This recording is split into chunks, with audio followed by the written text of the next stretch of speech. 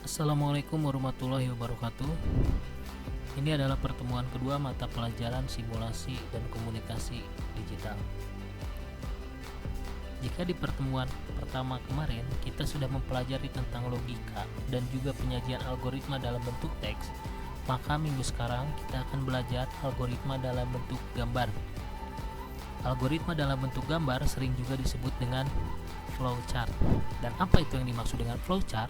Flowchart atau diagram alir adalah suatu bagan diagram dengan simbol-simbol grafis yang menyatakan aliran algoritma secara detail dan prosedur sistem secara logika. Flowchart ini bisa memberikan solusi selangkah demi selangkah untuk menyelesaikan masalah yang ada di dalam proses. Sama halnya dengan algoritma dalam bentuk teks, hanya jika flowchart berarti langkahnya itu digambarkan dan gambarnya itu sudah ada aturannya. Dalam algoritma dalam bentuk gambar terdapat juga simbol-simbol yang menunjukkan langkah tiap langkahnya. Simbol-simbol ini ada 3 bagian.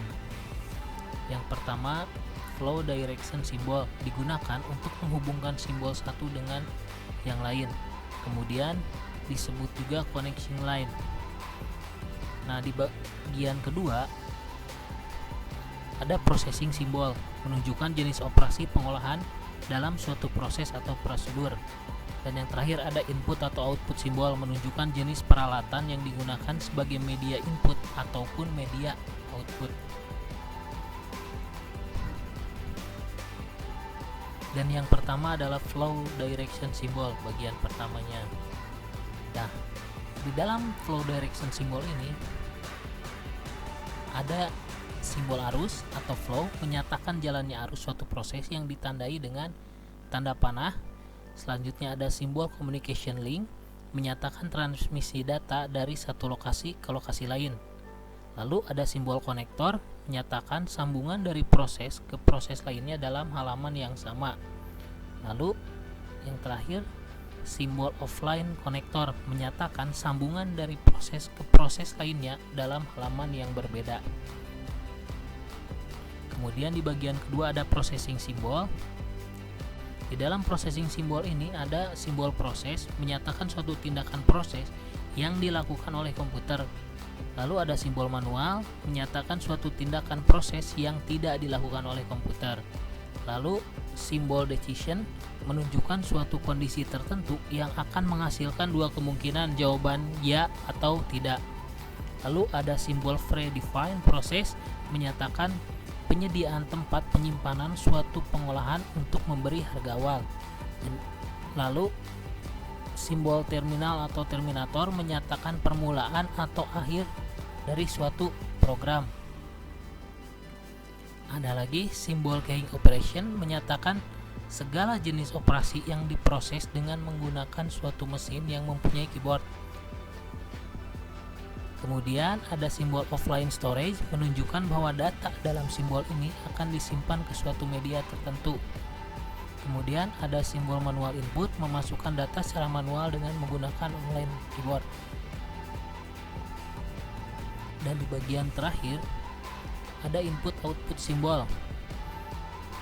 Dan dalam input output symbol ini ada simbol input output menyatakan proses input atau output tanpa tergantung jenis peralatannya. Lalu simbol punch card menyatakan input berasal dari kartu atau output ditulis ke kartu. Simbol magnetic tape menyatakan input berasal dari pita magnetis atau output disimpan ke pita magnetis. Lalu simbol disk storage. Ada simbol dokumen mencetak keluaran dalam bentuk dokumen melalui printer. Lalu simbol display mencetak keluaran dalam bentuk monitor.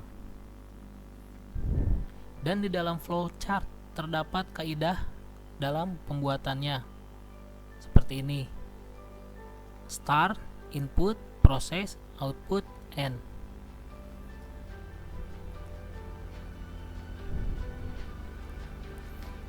Kemudian ini adalah contoh flowchart dalam menghitung luas persegi panjang.